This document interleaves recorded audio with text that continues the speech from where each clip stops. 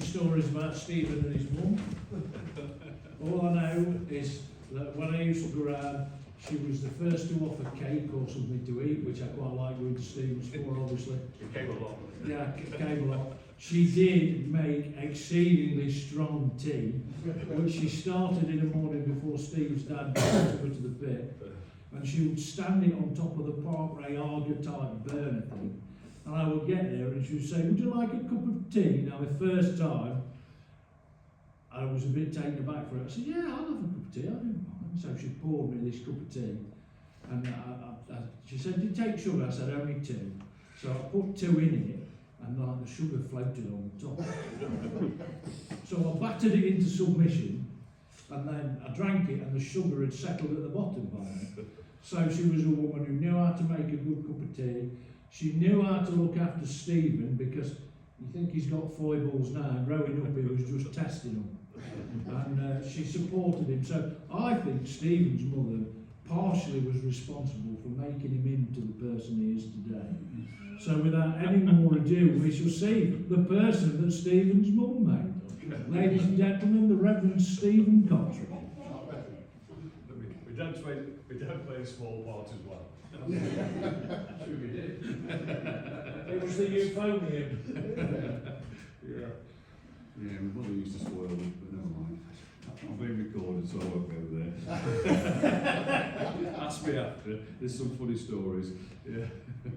Yeah, there's some funny stories, to be fair.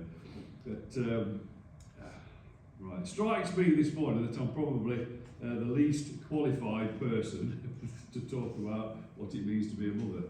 I was reliably informed by a lady called Susan that I will never know what it's like to be a mother. And to be fair, she's probably right, if I'm honest. But I know what it's like to have one. Yeah, something we all have in common. And looking at our demographic this morning, it's probably safe to say that quite a few of us no longer have them with us, but their influence has made us who we are. I'm reliably informed that Neil is still blessed with a mother-in-law. She's going to make 100 just for you, Neil. but I'm appreciating that I'm speaking generally, but that many people, that some people might not have a positive experience of their mother, just as some will have suffered at the hands of their father. But if you're one of those, then obviously you have our prayers. But the ideal, I suppose, is that parents play a positive role in our lives, and also they bring us into the world. Mothers shape us in ways that reach deep into every stage of our life. They are often our first experience of safety and belonging, meeting our earliest needs and creating a secure foundation in which we can trust and grow. And through their words and actions, and maybe even a few mistakes, they teach us how to love and how to handle our emotions and how to relate to others and how to navigate the world around us. You know, much of what mothers do is quiet and unseen. You know, there's sleepless nights, constant planning, and it's emotional stuff, isn't it? And the sacrifices they make so that their children can flourish. And as we grow, our mother helps us to discover who we are. They notice our gifts, one hopes, encourage our passions, and support us through failures and success. And their guidance shapes us, and brings us to our sense of self. And over time, the relationship shifts. Mothers become more companions and mentors, or wise voices to return to, or batty old people to complain about, as they help us to reach independence. I'm sure that last comment is not true at all for anybody. Yeah. Their influence continues long after childhood, and also long after they're no longer with us. And mothers can often be the favourite. Yeah, my little grandson, I mean, the one thing about children is they have no filter, do they? They think it, they say it. And my son sat there, and he proudly comes up to me and says, "My mummy is my favourite parent." But he also tells me that Nan is his favourite grandparent as well. I like Nan, not you, Grandad. You can like both if you want, Henry. No, I like Nan. He's only 4. Yeah, and he's recently become a big brother. Yeah, and he was sort of playing roughly with his little brother, And Katie said to him, you need to be careful with Barney, Henry, because if you hurt Barney, Mummy will have to take him to hospital, and then Mummy will have to leave you for a few days. And Barney said, Daddy can take, Henry said, Daddy can take Barney to hospital, you can stop at home with me. So he continued to hit him. No, he didn't. Yeah, so anyway, but honouring mothers is not a single act, but it's a lifelong posture, and it adapts as your mother grows older and you grow older. Honouring our mother across the different stages of life means recognising that a mother's role is never static. It grows and stretches and softens and deepens as both mother and child change. A mother's influence begins long before we understand and continues long after she's not physically with us anymore. And at each stage, honour takes on a different shape.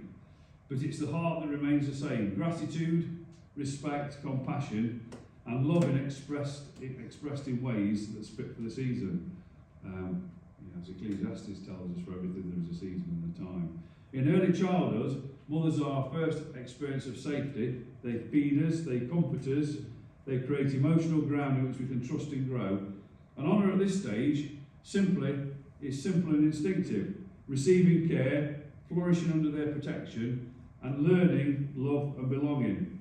And as children grow into adolescence, mothers become boundary setters, and dads become, things they can wrap around their little finger. But honour here means listening and respecting their wisdom, which is exceptionally difficult if you happen to be a teenager. I know this from experience.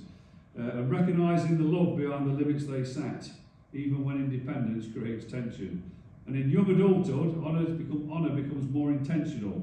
We begin to see the sacrifices our mothers have made, the unseen labour, the emotional load, and the choices shaped around our well-being and gratitude. Gratitude becomes a conscious act. And we start to relate to our mothers as whole people with their hopes and fears and histories. And in full adulthood, honour becomes mutual. Mothers become companions and mentors. We honour them by offering presence, empathy and support as their lives change. And later in life, it can take the form of care. As mothers age, we offer patience and practical help and dignity, and mirroring the love that they once gave us when we were children. At this stage completes the circle. The child becomes the one who nurtures, and when our mother has died, we honour her by remembering her. We carry her stories, her values and her love into the world. And her influence continues when we speak and act and care for others. To honour mothers at every stage is to recognise the evolving shape of love and to respond with gratitude that grows as we grow.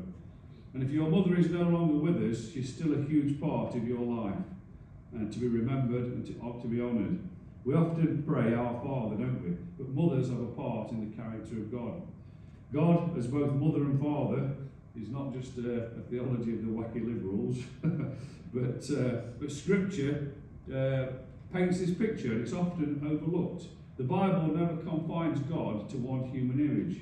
Instead, it gathers it up in the best of human love, maternal and paternal, and uses those qualities to help us glimpse at the fullness of who God is. God is speaking both maternal and paternal in terms it isn't about changing doctrine, it's about honouring the breadth of biblical imagery and recognising that no single metaphor can contain the mystery of God. We get God as Father with strength, guidance and steadfast love. Not stereotypical at all, but then we have God as Mother, tenderness, compassion and fierce protection. Alongside this, Scripture also uses maternal imagery to reveal the character of God. And it's not as a poetic extra, they're central to the way the Bible understands divine love. A few examples. We're told in Isaiah 66:13, as a mother comforts her child, so I will comfort you, says God. Isaiah 49:15, God is compared to a nursing mother who cannot forget her child. And Jesus himself said in Matthew that he longed to gather the people as the mother hen gathers her chicks under her wings. And Paul describes his ministry in Thessalonians as being like a nursing mother who cares for her children, modelling himself on the tenderness of God.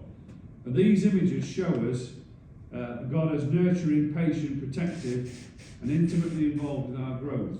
They remind us that gentleness, intuition, and fierce compassion we see in mothers are not separate from the nature of God, that they flow from it.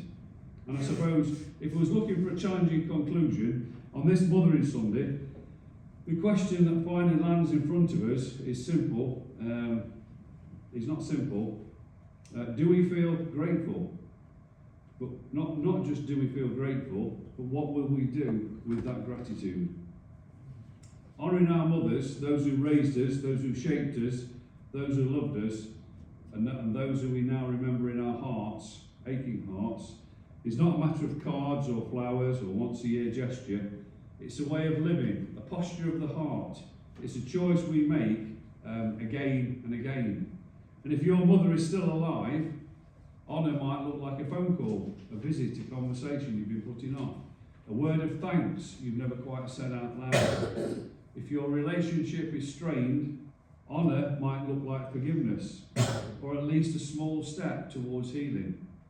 If your mother has died, honour might look like living out the values, or the good values, that she planted in you: kindness, courage, faith, humour, and resilience. Letting her love continue to do its work within you. And if your experience of mothering has been painful or absent, honour might look like allowing God to mother you, to gather you in, and to heal what was wounded, and to surround you with people that can offer nurture that you deserve. But here it is, the deeper challenge. How will we allow the mothering heart of God to shape the way that we treat others?